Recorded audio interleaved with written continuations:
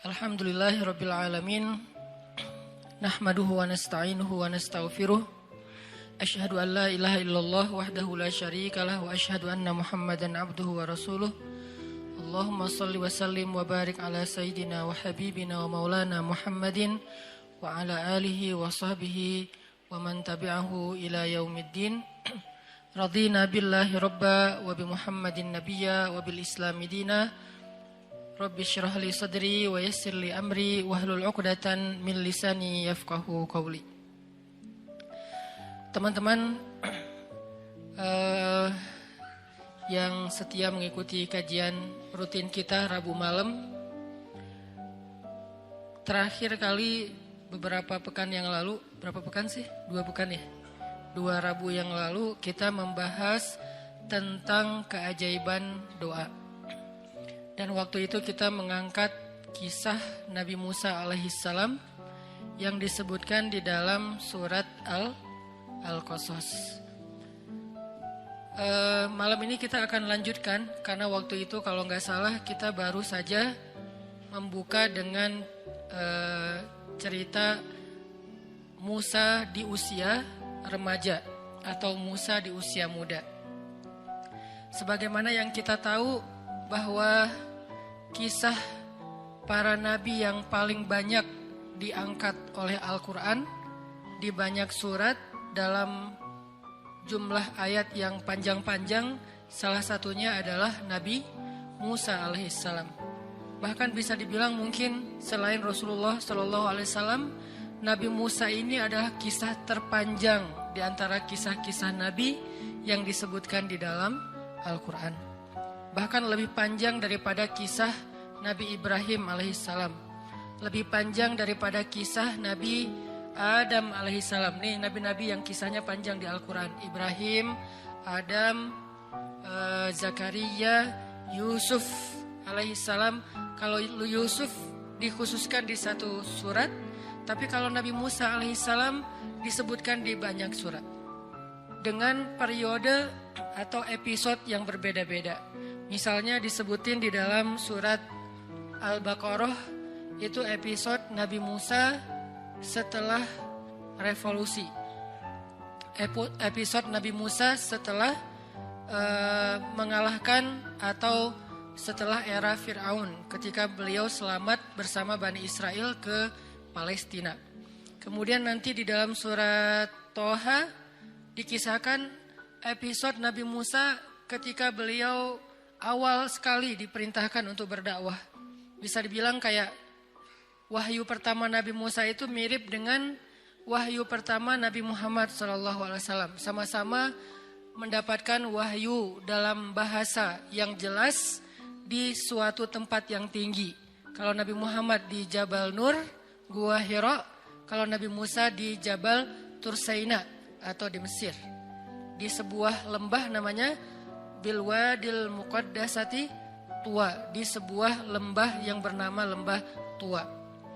Kemudian nanti di surat Al-Qasas Allah mengisahkan Nabi Musa episode beliau bayi dan juga episode ketika beliau remaja sampai beliau menikah yang nanti akan kita bahas.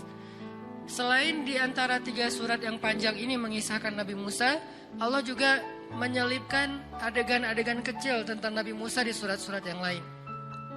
Misalnya di surat sebutlah Al-Isra, kemudian Al-Anbiya, kemudian surat Maryam, hanya beberapa selipan ayat ataupun hanya beberapa adegan-adegan kecil, tapi yang jelas Nabi Musa ini sering diulang-ulang di dalam Al-Quran. Baik namanya maupun kisahnya.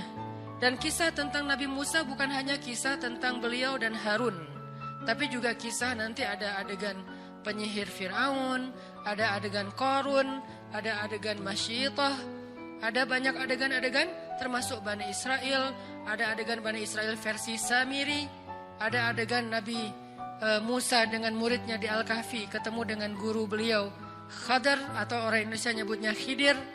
Banyak sekali kisah Nabi Musa di dalam Al-Quran. Yang ini artinya Nabi Musa termasuk salah satu yang paling banyak hikmah yang bisa kita petik sehingga Al-Quran mengisahkannya dalam banyak ayat. Kenapa? Karena Al-Quran bukan buku sejarah. Al-Quran bukan buku cerita. Tapi Al-Quran adalah pelajaran dalam ayat-ayat yang suci. Sehingga kisah-kisah yang diangkat oleh Al-Quran bukan hanya menyuguhkan alur-alur cerita ataupun adegan-adegan yang klimaks. Tapi kisah-kisah yang diangkat oleh Al-Quran, baik yang panjang ataupun yang sekilas saja, pastinya termuat di dalamnya banyak hikmah, banyak pelajaran. Dan sesuatu tidak akan menjadi pelajaran kalau baru sekedar dihafal. Sesuatu tidak disebut pelajaran kalau sekedar kita mendengar lalu menjadi tahu. Dan itu namanya wawasan, tsaqafah. Sesuatu baru disebut menjadi hikmah, menjadi pelajaran ketika dia membentuk rasa. Pelajaran itu dimulai dari membentuk rasa, bukan hanya ketika dihafal atau sekedar diketahui. Itu belum menjadi ilmu. Kalau sekedar dihafal dan diketahui saja, maka orang yang tidak beriman juga bisa melakukannya. Tapi tidak merubah rasa apapun di hati mereka, di dalam perasaan mereka. Sedangkan tujuan Allah mengangkat kisah-kisah di dalam Al-Quran dan Nabi menyampaikannya di dalam sunnah, baik kisah beliau sendiri dalam bentuk adegan-adegan sirah maupun kisah-kisah sebelumnya dalam bentuk hadis-hadis yang panjang. Tujuannya apa? Supaya membentuk rasa di dalam diri kita. Rasa apa? Banyak.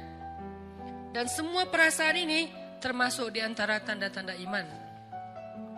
Di antara rasanya misalnya rasa suka dan tidak suka, like dan dislike atau hate. Apa yang kita suka dan apa yang kita tidak suka itu salah satunya dibangun oleh kisah-kisah Al-Quran. Sehingga kalau kita membaca kisah Nabi Musa lalu menjadi suka, jadi respect dengan kebaikan-kebaikan yang ditirukan oleh Nabi Musa, yang diajarkan oleh Nabi Musa, yang dicontohkan oleh Nabi Musa, berarti kita sudah mengambil pelajaran di situ. Tapi kalau kisah Nabi Musa sekedar kita ingat adegannya, tanggal dan tempatnya, nama-nama orangnya, wawasan statistiknya, maka ini belum tentu menjadi pelajaran. Dan itu juga termasuk kisah-kisah Nabi yang lain yang disebutkan di dalam Al-Quran. Contoh, kalau buat cewek-cewek, kisah Sayyidah Maryam, yang juga termasuk salah satu kisah paling panjang di Al-Quran. Bahkan sampai menjadi nama Suratu Maryam. Apa rasa yang dibangun lewat kita membaca kisah Maryam? Kalau kita hanya sekedar, oh Maryam itu orang Palestina, oh Maryam itu anaknya Imran, oh Maryam itu ibunya Isa, oh Maryam itu ponakannya Zakaria, oh ibunya Maryam itu sama ibunya Yahya itu adik kakak. Ini wawasan. Wawasan sejarah, belum menjadi ilmu sejarah. Terus apa yang dimaksud dengan ilmu sejarah? Ketika kisah Maryam itu membangun rasa dalam diri kita. Rasa apa? Minimal kita respect sama Sayyidah Maryam. Sehingga kita pengen wannabe, pengen jadi kayak Maryam buat cewek-cewek. Saya respect banget sama Maryam. Saya kayak ngefans banget sama Sayyidah Maryam. Kalau udah ngefans, kemudian kita pengen jadi seperti Sayyidah Maryam dalam beberapa adegan hidup kita. Kayak misalnya Maryam ini kan terkenal sebagai perempuan, cewek yang sangat menjaga kehormatan ya. Sepanjang hidup beliau, Allah takdirkan gak punya suami. Bisa dibilang salah satu ikon jomblo fisabilillah. Kenapa ada kata-kata fisabilillah? Karena menjaga diri dalam masa kesendirian kan. Karena ada yang fisabilillah, ada yang gak fisabilillah gitu. Kalau yang gak fisabilillah kayak misalnya pacaran, kemudian na'udzubillah dia mendekati zina, ada yang sampai berbuat zina, ada yang berulang kali, ada yang selingkuh, ada yang zinanya sebelum menikah, ada yang bahkan setelah nikah. Ini kan gak fisabilillah ya. Tapi kalau yang fisabilillah, dia sih sendiri, single. Mau bilang jom gak kayak gimana gitu. Dia single gitu lah ya, dia sendiri, tapi dia tetap mampu menahan dirinya, menahan hawa nafsunya, sampai menjadi seorang perempuan yang terjaga kehormatannya. Jangankan cowok lain, suami aja gak ada yang bisa menyentuh Maryam. Sampai suami aja gak diizinkan menyentuh Maryam, sehingga gak punya suami. Sehingga dalam kondisi seorang cewek masih masa sendiri, belum punya pasangan, masih ABG, masih remaja, maka Maryam harusnya jadi idola dia banget. Saya pengen jadi kayak Maryam. Kayak gimana? Sedikit kenal dengan cowok. Kalau nggak karena ada urusan penting, mungkin tugas kuliah, itu juga bukan modus ya. Mungkin karena pekerjaan atau bisnis, mungkin karena memang dia adalah bagian dari suatu urusan yang darurat, maka saya nggak kenal dengan cowok kecuali emang ada kepentingan. Minimal gitu nih. Nggak perlu sampai nggak kenal cowok sama sekali kayak Sayyidah Maryam kan nggak kenal cowok kecuali 3 orang ya. Pamannya, kalau ayahnya kan emang gak kenal karena meninggal sebelum Maryam lahir. Pamannya, anaknya, ponakannya, Zakaria, Isa dan Yahya. Cuman itu doang yang dikenal oleh Sayyidah Maryam. Jadi kalau kita periksa list kontaknya tuh nama cowok cuma ada 3. Mungkin kita gak harus sesaklek, pokoknya gak boleh lebih dari 3 ya. Kenapa? Soalnya Maryam cuma 3, gak gitu-gitu amat juga sih. Setidaknya pelajarannya di sini, saya gak mau kenal cowok kecuali ada kebutuhan yang memang penting, yang memang ada maslahatnya. Itu juga dengan menjaga batasan. Kemudian nanti dengan cowok itu nggak terlalu berlebihan, nggak terlalu dekat, nggak curhat kepada cowok. Sampai seganteng apapun cowoknya, sebaik apapun cowoknya, dia nggak akrab gitu. Kayak Maryam dengan Jibril. Jibril kan ketika turun menemui Maryam, fatamassala laha basyaron sawiya. Jibril menjelma sebagai seorang basyaron sawiya, cowok keren. Itu namanya tarjamatus syabab, terjemah anak muda. Yang mungkin sebagian dai tidak berani menerjemahkan Al-Quran dengan terjemah anak muda. Ya gak apa-apa lah, mungkin jadi yang agak unik atau aneh mungkin lebih tepatnya. Tarjamatus syabab terhadap Al-Quran. Apa arti basyaron sawiyah? Kalau terjemah Quran yang baku itu laki-laki yang sempurna. Bahasa kita apa? Cowok keren. Karena ideal, sempurna banget. Nggak berlebihan, nggak juga pas-pasan. Kalau berlebihan misalnya hidungnya terlalu mancung sampai miring gitu kan ya. Ini berlebihan. Nggak juga hidungnya terlalu tawadu gitu. Ini Jibril fatamassala laha basyaron sawiyya. Jibril itu jadi cowok keren. Arti cowok keren ideal banget. Hidungnya ideal, matanya ideal, alisnya ideal, rambutnya ideal gitu. Nggak tahu ya. Cuman beberapa cerita tentang rambut Nabi Isa, Nabi Muhammad kan rata-rata rambut sepundak ya. Dan ada agak-agak ikal kan. Mungkin kalau genrenya agak-agak reggae gitulah kalau di anak muda gitu. Jadi keren gitu. Nah, Jibril datang menemui Maryam menjadi seorang cowok keren. Bukan wujud aslinya Jibril. Kenapa nggak dengan wujud asli aja? Yang pernah melihat Jibril dengan wujud asli itu sedikit. Salah satu di antara yang sedikit, di antara manusia, cuman Rasulullah SAW. Itu juga 2 kali menurut sebagian besar riwayat. 2 kali doang. Sisanya, Nabi kalau ketemu Jibril, tadi jadi cowok keren. Saking kerennya Jibril, Umar aja terheran. Umar itu agak idealis dan punya standar yang tinggi tentang cowok keren. Itu Umar. Buat dia cowok keren itu harus gagah, harus keker, harus tinggi. Ininya bahunya, bidangnya tuh harus lebar. Cowok keren dalam standar Umar itu tinggi. Jadi susah untuk disebut keren di mata Umar. Tapi Jibril bikin Umar gak berkedip. Kira-kira sekeren apa nih Jibril? Bikin Umar gak berkedip ketika Jibril datang sebagai cowok keren. Lalu duduk di depan Nabi dengan pakaian yang bersih, rapi. Gak ada leceknya sedikit pun. Sampai Umar komennya, kami gak kenal dia. Seolah-olah dia bukan orang Madinah. Tapi di pakaiannya gak ada bekas-bekas safar. Arti gak ada bekas safar itu gak ada leceknya. Kita kan naik motor juga, bukan cuma baju yang lecek, sampai muka juga lecek gitu kan ya. Kenal pot lah, apalah. Saya juga suka ngelihat gitu. Kalau saya sering naik motor, memotoran beberapa hari, akhirnya muka saya, kenapa saya jadi agak-agak susah diedit gitu teh. Kalau biasanya naik mobil, karena misalnya mungkin gak terlalu macet naik mobil, masih bisa lah pakai kamera depan gitu kan ya. Tapi kalau pakai motor, kamera depan juga gak bisa. Artinya lecek banget mukanya nih. Jadi kalau mau ngajar naik motor pasti udah lecek banget. Tapi Jibril alaihissalam datang dengan pakaian yang tidak lecek, apalagi wajahnya. Pakaian aja yang gampang kusut, gak kusut sama sekali. Gak ada bekas lipatan sedikit pun di pakaiannya, seolah-olah dia bukan perjalanan jauh. Tapi kalau dia bukan perjalanan jauh, dia bukan orang setempat. Gak ada yang kenal, tetangga siapa ini orang, tinggal di sebelah mana. Karena gak ada yang kenal, sehingga sahabat heran. Bukan orang sini, tapi gak ada bekas-bekas perjalanan jauh, itu kan keren banget. Sehingga Umar dengerin aja, dia tiba-tiba duduk di depan Nabi, menautkan lututnya dengan lutut Nabi, ketemu gitu, ngobrol sama Nabi, wajahnya berseri-seri, dia tersenyum, bertanya kepada Nabi, sebutin apa Islam, sebutin apa iman, sebutin apa ihsan, kapan terjadi kiamat, apa tanda-tanda kiamat. Setiap dia bertanya, dia membenarkan, dia bertanya, dia membenarkan, sampai setelah itu dipeluk Rasulullah oleh laki-laki itu, dia pun pergi. Sahabat masih diam aja, mereka takjub melihat ini cowok keren banget. Nggak tahu di situ ada cewek-cewek atau enggak. Kebayang kalau di zaman sekarang Jibril turun, wah,